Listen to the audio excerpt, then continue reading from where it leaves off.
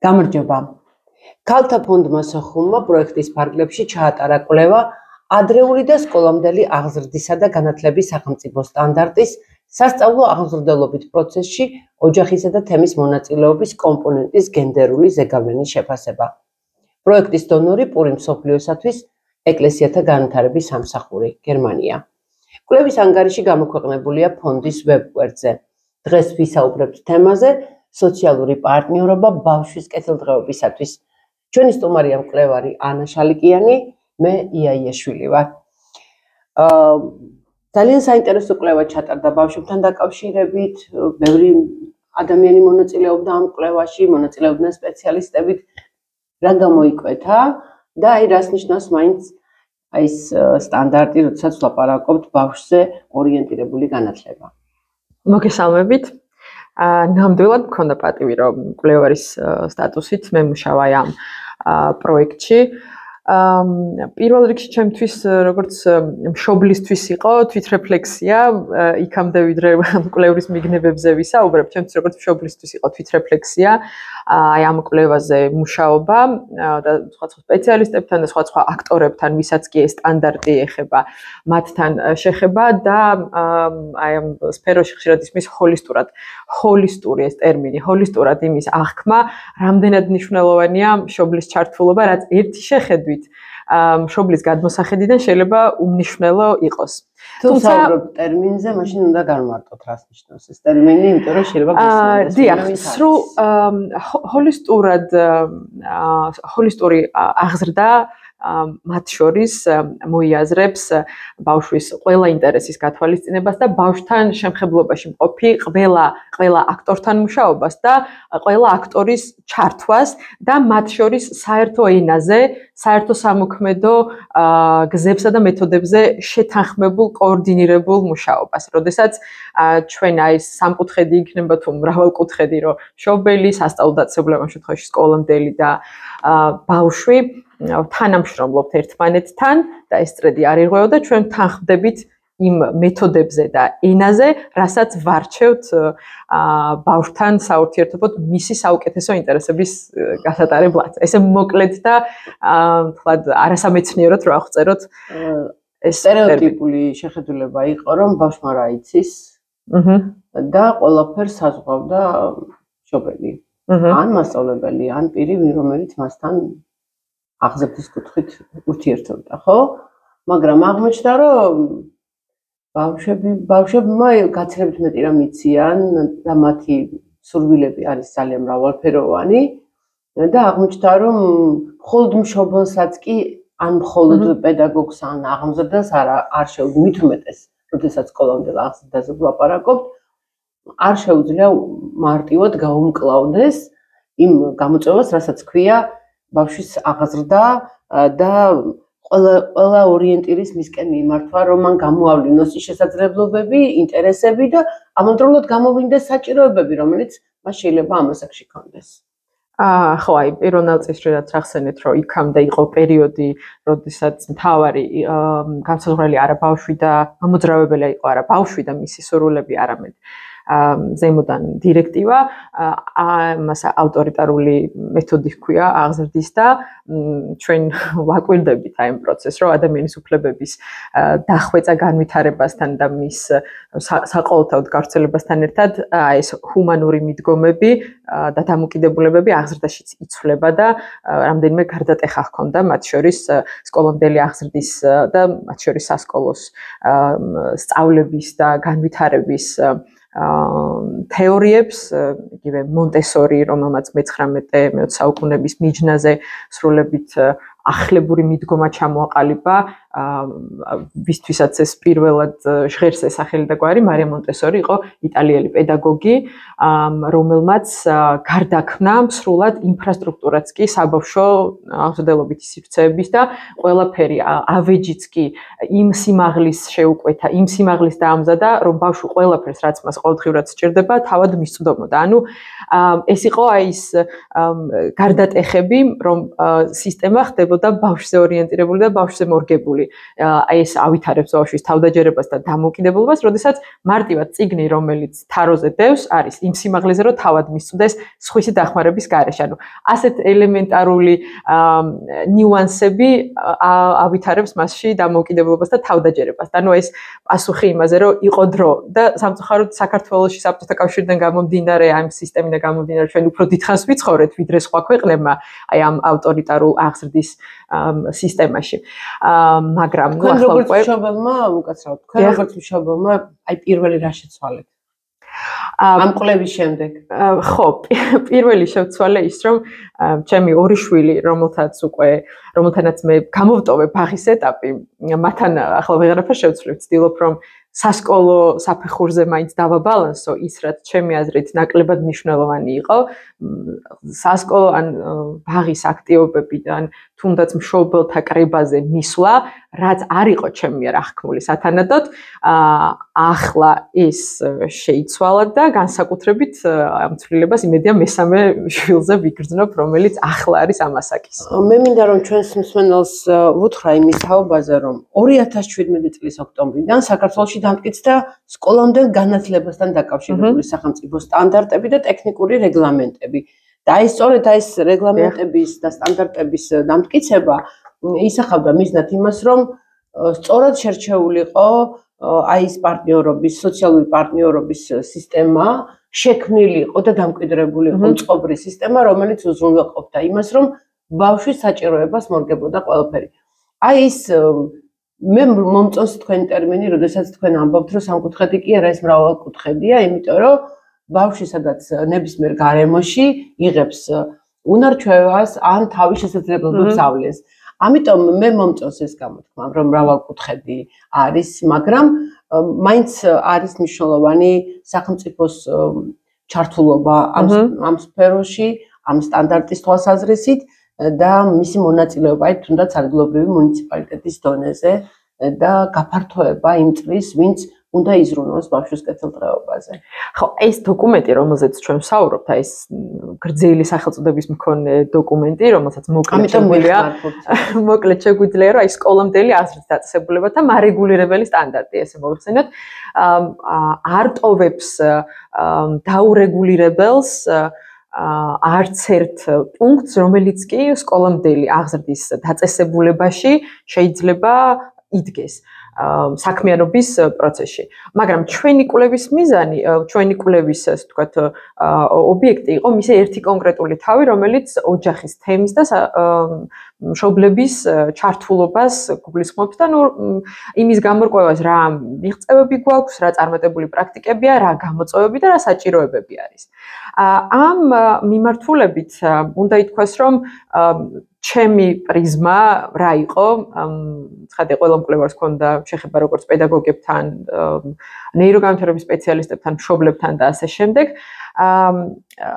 ყველასთან მაინც მეტნაკლებად ჭარბობდა ის, რომ მშობლების ჩართულობა არის ზედაპირული ხოლმე, არის უფრო მეტად ტექნიკურ საკითხებზე შეთანხმება, როგორც არის ღონისძიების სამზადისი მაგალითად, და ნაკლები არის ხოლმე შინაარსობრივი ჩართულობა ბავშვის ცხოვრებაში. რა თქმა უნდა, არის წარმატებული მაგალითები, როდესაც მაგალითად ამა თუ იმ პროფესიის წარმომადგენელ მშობელს ეპატიჟება ბაღი თავისთან, ან პირიქით ამ სოციალური ჩვენ საზოგადოებაში განსაკუთრებით სოციალური კაპიტალის გამოყენება არის ისეთი კარგად დატესტილი და აპრობირებული მეთოდი და ან დაუშვათ თუ კი რაიმე დაწესებულება არის ისეთი კლინიკა ან ნებისმიერი ლოკაცია, რომელზედაც სადაც შეიძლება ბავშვებისთვის ვიზიტი იყოს საინტერესო და შემეცნებითი, აი ასეთი ღონისძიებების დაგეგმვის დროს ხდება მშობლების ჩართულობა, მაგრამ ამას აქვს ხოლმე ერთეული ხასიათი და ეს არ არის მასობრივად გავრცელებული. ეს არ არის ისეთი ყოველდღიური დღის წესრიგის ნაწილი, როგორიც შეიძლება იყოს, რა ვიცი, დილის რუტინა ბაღში, საბავშვო ჯგუფში. საკმაოდ დიდ დროს მოითხოვს ეს ყველაფერი, თქვენ რაზეც საუბრობთ ახლა და ხშირად არის რომ მშობლები ვერ ახერხებენ, მოდი ასე ვთქვათ. ვერ ახერხებენ ამდენი დრო გამოყონ ბავშვებისათვის, იმიტომ რომ შესაძლებელია მშობელმა გაცილებით მეტი იფიქროს, როგორი ფერის ჩანთა ეგეც მნიშვნელოვანია, მაგრამ მეტი დრო მოანდომოს იმაზე ფიქრს, რა წიგნები ჭირდება, ან რა სათამაშო ჭირდება, ან ტექნიკურად რა ჭირდება ბავშვს, ვიდრე ის რომ იფიქროს იმაზე, აი რატომ არის ახლა ამ განწყობაზე, დავუშვათ რა ჭირდება, მის კეთილდღეობას, მის განწყობებს, აი ბავშვის განწყობებზე. კი, გეთანხმებით, რომ გაცილებით მარტივია მატერიალური საჭიროება დაუკმაყოფილო. ეს წყალებში მარტივია, ამასაც ვიცით, რომ მშობლების ძალიან დიდი ნაწილი იმიტომ ვერ ახერხებს, რომ ან უამრავ სამსახურში არიან დაკავებული, ან ერთში, მაგრამ სამსახური არ აძლევს საშუალებას, რომ თუნდაც აი ფიქსირებულად 6 ან 7 საათამდე გამოვიდეს და დაესწროს ბავშვთან დაკავშირებულ ამა თუ იმ ღონისძიებას. კი, მეორეს ანუ რაღაცა სირთულეებიც აქვს ამ მატერიალური საჭიროებების დაკმაყოფილებას, მაგრამ გეთანხმებით, რომ აი მიდგომების შერჩევაზე და მის შინაგან განვითარებაზე ზრუნვასთან შედარებით უფრო მარტივი არის, ხო, გადაწყვიტო რა ფერის ჩანთა ექნება ბავშვს, გეთანხმებით, მაგრამ ამ კვლევის ფარგლებში გამოიკვეთა შემდეგი რამ, ასევე რაც აი ამის პარალელურადაც უნდა ითქვას, რომ მშობლები ნაკლებად არიან ჩართული. ბაღები საუბრობენ ხოლმე, რომ რაღაც არის ბირთვი, რომელიც აი რა ღონისძიებაც არ უნდა იყოს, სულ ჩვენს გვერდით არიან და რა ტიპის შეხვედრაც არ უნდა იყოს. ახლა ეს როგორი შემადგენლობა არის, არ ვიცი ზუსტად არ დაუფიქსირებთ, არიან ისეთები, რომლებიც არ არიან დასაქმებული და ამიტომ შედარებით მეტი დრო აქვთ, მაგრამ არა მხოლოდ ეს კატეგორია, მათ შორის დასაქმებული მშობლები. ერთი ბირთვი, მაგრამ გამოიკვეთა შემდეგი რამ. კვლევის ერთ-ერთი კითხვა იყო რამდენად სტანდარტით გათვალისწინებული არის წლის დასაწყისში, მაგალითად, ასეთი შეხვედრის ჩატარება, რომ გავაცნოთ მშობლებს, რა სირთულეებს ან რა თავისებურებებს შეიძლება გადავაწყდეთ ჩვენ ახლა აი ამ საფეხურზე, ასაკობრივ საფეხურზე გადასვლის თანადროულად და დროს. ასეთი შეხვედრების ჩატარების შესახებ ჩემი მიერ გამოკითხული რამდენიმე ათეული მშობლიდან ერთადერთმა თქვა და ის თავად ძალიან აქტიური გოგონაა. სამოქალაქო აქტივობით გამორჩეული და რაღაცა მგონია რომ მისი აი ბაღში ყოფნაც არის ბიძგი იმისა რომ ტონუსში არის ადმინისტრაცია. ეს ჩემი დაშვება ამას ახლა როგორც მტკიცებად ვერ მივიღებ და ასე არ მინდა რომ ვინმეს ასე ეგონოს, მაგრამ ჩემი ახსნა არის ასეთი, იმიტომ რომ სხვა ბაღებს ეგეთი რამ არ უხსენებიათ. ცხადია, ჩვენ მხოლოდ მშობლები არ გამოგვიკითხავს, ჩვენი კვლევის მონაწილეები იყვნენ ასევე ბაღის პედაგოგებიც. სხვა რამდენიმე ბაღმაც თქვა, რომ ჩვენ ამას რეგულარულად ვაკეთებთ, მაგრამ საბოლოო ჯამში რაც კვლევამ თავისი რეპრეზენტაბელურობის ფონზე და მონაწილეთა რაოდენობის ფონზე აჩვენა, არის ის, რომ ასეთი შეხვედრები არის უმცირესობაში და საითკენ მიმყავს. როდესაც ეს შეკითხვა დავსვი, შემდეგ რამდენიმე შეკითხვის შემდეგ ამ საკითხს ეტყობა ჩაილექა რესპონდენტებში და მიუბრუნდნენ და ესე დაფიქრებით თქვეს, რომ აი ასეთი საინტერესო შეხვედრები რომ იმართებოდეს, უფრო ვივლიდიო. ანუ ნახეთ და პრიორიტეტიზაცია მოხდება სხვაგვარად აი ამ ტიპის შეხვედრების და მე იქნებ უფრო მოვიცალოთ მშობლებმა, რომ თუ კი ჩვენ ძალიან ბევრ სასარგებლო რამეს შევიტყობთ ასეთი შეხვედრიდან. მოდით ვთქვათ კუცფელად, იცით რა, შეიძლება რაღაც ეტაპზე არ ფიქრობ ასე, რაღაც კონკრეტულ აუცილებლობას ამაზე. რაღაც არ ხდება ისეთი, რაც მიგახვედრებს, რომ ეს საკითხი პრიორიტეტულია, მნიშვნელოვანი ან აუცილებელია. და როდესაც ხდება საუბარი, შეხვედრა, ამიტომ არის საუბარი ასე მნიშვნელოვანი, ზოგადად არა მარტო ბავშვთა აღზრდის საქმეში, რომ ამ საუბრის მერე ადამიანს უჩნდება აზროვნებს უკვე ამ თემის ირგვლივ და უჩნდება იდეაც, უჩნდება შენიშვნაც, უჩნდება განსხვავებული მოსაზრებაც, უკეთესი იდეაც და ამიტომ არის ეს საუბრები და ეს შეხვედრები ასე მნიშვნელოვანი. მე დარწმუნებული ვარ, რომ ისინი ვინც სკოლამდელი აღზრდელები, აი სკოლამდელი აღზრდის საწესებულებებში მუშაობენ, ისინი გრძნობენ უკვე, აი როდესაც ესმით ამდენი ინფორმაცია, რომ საჭიროა რაღაცის შეცვლა, რა საჭიროა სტანდარტის დაცვა, საჭიროა ურთიერთობა მშობლებსა და სახელმწიფოსა და ეს მართლაც ეს სამკუთხედი, რომელზეც ვაპარაკობთ, აუცილებელია, იმიტომ რომ ბავშვი არის თვითონ ძალიან მრავალფეროვანი. და ის მოითხოვს მრავალფეროვან მიდგომებს და მრავალფეროვანი ვერაფრით ვერ იქნება ეს მიდგომები თუ ჩვენ შესაბამისი ცოდნა არ გვექნება. არა და უამრავი, აი თუ დააკვირდებით, უამრავი რამ ისმის უკვე სოციალურ ქსელებშიც არის რჩევებიც, საუბრებიც, მაგრამ აი ესე ღია შეხვედრები მაინც უფრო მნიშვნელოვანი მგონია.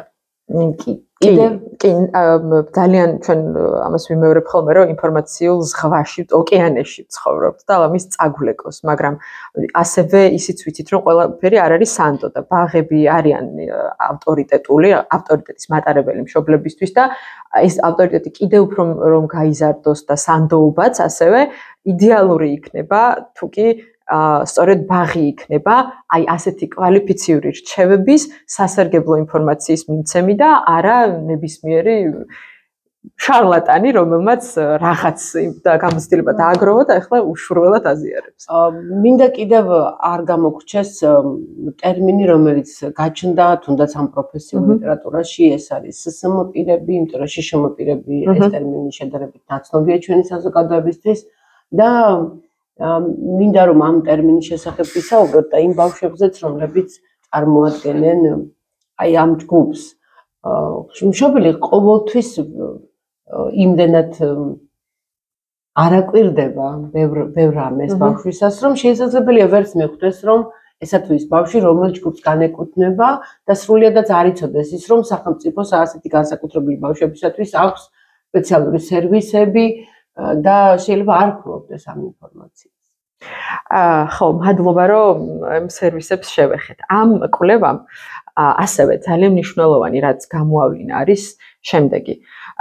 ვინაიდან მუნიციპალურ კომპეტენციას მიეკუთვნება ეს ექსკლუზიურად არის მუნიციპალიტეტის უფლებამოსილება იზრუნოს სკოლამდელი აღზრდის დაწესებულებათა ფუნქციონირებაზე. სტანდარტი ეროვნულ დონეზეა დამტკიცებული, ის ყველას ეხება, ყველა მუნიციპალიტეტს საქართველოს მასშტაბით, მაგრამ თითოეული მუნიციპალიტეტის სამართავია ადგილზე არსებული ეგრეთ წოდებული საჯარო მუნიციპალური ბაღები. ძალიან ბევრი სერვისი, რითიც ჯერჯერობით ჩვენი ქალაქი გამოირჩევა სოციალურ სერვისებს, სოციალურ პროგრამებს გულისხმობ, არ არის სათანადოდ ცნობილი ბაღების მიერ და ბაღებში ეს ინფორმაცია არ ცირკულირებს. ჩემთვის როგორც აი მუნიციპალური საკითხებით განსაკუთრებით დაინტერესებული ადამიანისთვის ეს არის საგანგაშო, იმიტომ რომ ბაღი არის ის ერთ-ერთი პირველადი შეხების რგოლი მოქალაქეებთან, ოჯახებთან, რომლებსაც ყველაზე ეფექტურად შეუძლია, რომ აი სასარგებლო სერვისები, პროგრამები, რაც არის ქალაქში, მათ შესახებ ინფორმაცია მიაწოდოს პოტენციურ ბენეფიციარებს. აქ არ არის საუბარი მხოლოდ SSM ბავშვებზე. ვინ არიან პოტენციური ბენეფიციარები? მოდით ვთქვათ ეს. მარტო ხელა დედები, მრავალშვილიანი ოჯახები, SSM ბავშვები, SSM ბავშვები რას ნიშნავს? სპეციალური საგანმანათლებლო საჭიროების მქონე ბავშვები, შეზღუდული შესაძლებლობის მქონე ადამიანები, მიუხედავად ასაკისა, ყველაზე არის მეტნაკლებად, ყველა ჯგუფზე არის პროგრამები. ასევე ჯანდაცვის პროგრამები სპეციფიკური დაავადებების ან სირთულეების შემთხვევაში მახსენდება რაღაც ტერმინები, მაგრამ ვინაიდან ამ სამედიცინო ტერმინს ვერ განვარტავ, ამიტომ თავს შევიკავებ, მაგრამ ზუსტად ვიცი, რომ არის პროგრამები, რომელთა შესახებაც მიზნობრივ აუდიტორიამდე როგორც ამ კვლევამაც აჩვენა, არ მიდის ინფორმაცია. მაგრამ კვლევამ მე როგორც ვიცი, ყამერი გაჭდა. დიახ და მაქვს ინფორმაცია. კი და ბაღებსაც თავადაც აღმოჩნდა, რომ აი ეს შიმშილი ქონიათ, რომ აი ზოგჯერ რომ ვუყურებ მშობელს ჩემთან მოსულს, აი მიჩნდება სულ რაღაცით დავეხმარო, მაგრამ ვინაიდან მე არ ვიცი ჩვენ რა შეგვიძლია ქალაქის დონეზე როგორც მინიმუმ გავაკეთოთ, ასე ხელფეხშეკრული ვიყავი. ეს არის კოორდინაციის საკითხი, ანუ სოციალურ სამსახურსა და ბაღების გაერთიანებას შორის კოორდინირებული მუშაობის, რომ მუნიციპალიტეტის ერთმა ხელმა იცოდეს რას აკეთებს მეორე ხელი, იმიტომ რომ ეს არის ორივე ერთი სტრუქტურის განშტოება, ბაღებიც და სოციალური პროგრამები. მე ვფიქრობ, რომ მაინც ყველაფერი მიდის იქამდე, ვინ არის აქტიური. ეგეც არის, კი. კი, გარკვეულწილად აქტიური მოქალაქე, აქტიური აღზრდელი, აქტიური ადამიანები ქმნიან მე იმ გარემოს, რომ აი ეს ყინულები დაიძრას, ცვლილებები მოხდეს აზროვნებაში, მიდგომებში, პრიორიტეტებში და მე ძალიან გამეხარდა, როდესაც სტატისტიკას ჩავხედე ამ კვლევის შესახებ, ძალიან გამეხარდა, რომ მამაკაცები საკმაოდ კარგად არიან წარმოდგენილი რაოდენობრივად ამ ჯგუფში, ამ კვლევის მონაწილეები ისიც იყვნენ და მე მიხარია, რომ ოჯახებში უკვე არის ის განწყობა, რომ ოჯახის ყველა წევრი მობილიზებულია და ვალდებულია იზრუნოს ბავშვის კეთილდღეობაზე. ადრე ეს სხვა რამეს ნიშნავდა. მე პროფესიონალურად გულისხმობ ბავშვის კეთილდღეობაზე და არა უბრალოდ ის რომ ბავშვის სახლში ყოფნით რომ ყველა გახარებული ამ წუთში ამას არ გულისხმობ. გულისხმობ იმ მიდგომებს, იმ სტანდარტებს, იმ დამოკიდებულებას, რომელიც ბავშვის შესაძლებლობებს განუვითარებს და გამოავლენს. აი ხშირად არის რომ ბავშვებს რა შეუძლიათ. აი დედა თვითონ წყვეტს რომ აი რაღაცა არ უყვარს ბავშვს, ან რაღაც არ შეუძლია, ან ჯანმრთელია და მას არაფერი არ ჭირდება. ეს შეიძლება ზოგჯერ ზედმეტი სიყვარულითაც მოგდიოდეს, მაგრამ აი ესეთი პროგრამები, ესეთი კვლევები წარმოაჩენს იმას, რომ ზოგჯერ გაცილებით მეტი რამ ჭირდებათ ბავშვებს, ვიდრე ჩვენ მასზე შეყვარებული მშობლები წარმოვიდგენთ. მხოლოდ სიყვარულიც არ არის. ჩვენ სხვადასხვა სახელმწიფო ზრუნავს ყველა ტიპის ოჯახზე და ბავშვზე. მათ შორის ისეთებზე, რომელთა მშობლებს შესაძლოა სათანადო განათლება არ ჰქონდეთ, სათანადო შემეცნების, მექანიზმები, ბერკეტები, რომ ბავშვის შეფასება მოახდინონ სწორად. ანუ სიყვარულის გარდა, რაც ზოგჯერ თვალებს გვიბრმავებს ხოლმე, არის უბრალოდ შესაბამისი კრიტერიუმების, ბერკეტების არ ქონა, როგორ განსაზღვროს მის ბავშვს ჭირდება თუ არა რამე. ამიტომ გვაქვს ჩვენ სახელმწიფო და ამიტომ ვაკისრებთ მას ამ პასუხისგებლობას, რომ ჩვენ მშობლები შესაძლოა ზოგჯერ შევცდეთ, ზოგჯერ შესაძლოა ვიძალოდოთ და ამიტომ არსებობს რეფერირების მექანიზმი და ამიტომ უნდა გამართულად მუშაობდეს, რას ნიშნავს ეს რეფერირების მექანიზმი, ხო, როდესაც საგანმანათლებლო ინსტიტუცია, შესაბამისი სამართალდამცავი სტრუქტურა და კლინიკები და ყველა სტრუქტურა, რომელთანაც ბავშვს აქვს შეხება, უნდა იყვნენ ერთმანეთთან მუდმივი ინფორმირების, კავშირისა და თანამშრომლობის რეჟიმში, რომ მე როდესაც კლინიკაში მომივიდა ბავშვი, რომელსაც რაღაც ჩალურჯებები აქვს, იდეალურ შემთხვევაში როგორ მუშაობს, მე ვატყობინებ სოციალურ სამსახურს, და სოციალური სამსახური მე გადაწყვეტს და უკავშირდეს თუ არა სამართალდამცავს და პირიქით, თუ სამართალდამცავთან შევიდა რაღაც სიგნალი, ის მე ატყობინებს სკოლას და მოკლედ ეს ქსელი ესე იტოტება. ეს სისტემა იმიტომ გვაქვს, რომ სიყვარული ზოგჯერ გვაბრმავებს, ან ზოგჯერ ყველას არ გყოფნის ხოლმე ცოდნა, განათლება და მიდგომები, ან დრო, ზოგს საერთოდ არ აყავს მშობელი, ან ადგილზე არ აყავს, ან საერთოდ არ აყავს. მე ყველაზე იდეალური ვარიანტი მოვიდა. კი, ყველაზე იდეალური ნამდვილად, რომ საზოგადოებაში ბევრი სოციალურად დაუცველია, ბევრი ძალიან ტრაგიკული ოჯახია, არიან ბავშვები ძალადობის ხერხლები, მე პირადად მუშაობ მათთან, მაგრამ მე სპეციალურად მოვიტანე მაგალითი ისეთი შემთხვევის, როდესაც ოჯახის ყველა წევრი სახლშია, დედა, მამა, ბებო, ბაბუ, ანუ იღებს იმ სითბოს და სიყვარულს, რასაც ბავშვი მხოლოდ ოჯახში იღებს. აი ამ ესეთი იდეალურ ვარიანტშიც, ამ იდეალურ შემთხვევაშიც კი თუ ეს ამკუთხედი დაინგრა, როდესაც თემი საზოგადოება, სკოლამდელი აღზრდის დაწესებულება და მშობელი ერთ ურთიერთკავშირში არ არის, ამ შემთხვევაში მაინც ინგრევა ბავშვის კეთილდღეობის, ესე ვთქვათ, სასახლე. აი ამ იდეალურ შემთხვევაშიც კი, აი ეს მინდოდა ხაზი გამესვა, თორე საზოგადოებისთვის ახლა არ ახალია ის, რომ ჩვენ გვყავს ისეთი ბავშვები, რომლებიც ძალიან ბევრ სიკეთეს არიან მოკლებული, ძალიან ბევრ სერვისს არიან მოკლებული და ელემენტარულად სიყვარულს და მზრუნველობას ისეთ ჩვეულებრივს, რომელსაც შეიძლება ისინი იღებდნენ თავიანთ ოჯახებში. და კიდევ მინდოდა მეკითხა ერთი რამ, რომ აი რას ფიქრობთ, რა მოიტანა ის, რომ ბავშვები კიდევ უფრო რთული კი არ არის, მაგრამ კიდევ უფრო საინტერესო გახდა ბავშვებთან ურთიერთობა, მაგრამ ჩვენი თაობისგან მოითხოვს გაცილებით მეტ ცოდნას. არის ეს ასე? თუ სხვანაირად. ჩემი კვლევის ერთმა რესპონდენტმა ახსენა ეს ფრაზა და მას შემდეგ ვიმეორებ, რომ ჩვენ მშობლობის გამოცდილებით არ ვიბადებით. რაც იმას ნიშნავს, რომ მშობლობაც ეს არ არის ბავშვის გაჩენა მხოლოდ.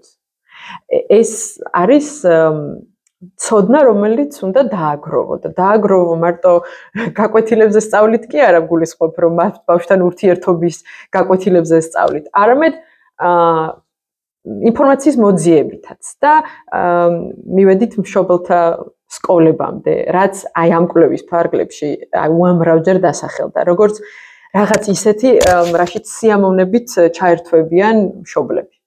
და რაც ძალიან გამოადგება საბოლოოდ, ანუ რაც აისახება პირდაპირ ბავშვის კეთილდღეობაზე. მე როგორც ვიცი, ეს მშობელთა სკოლები ისევ იმ ბაზაზე იქმნება, სადაც მათი შვილები სწავლობენ. სკოლამდელი აღზრდის. დიახ, მაგრამ ეს არის მოხალისეობრივი ამ ეტაპზე და ენთუზიაზმსა და აქტიურობაზე ზუსტად დაფუძნებული. ამას ფინანსური მხარდამჭერი არ აქვს.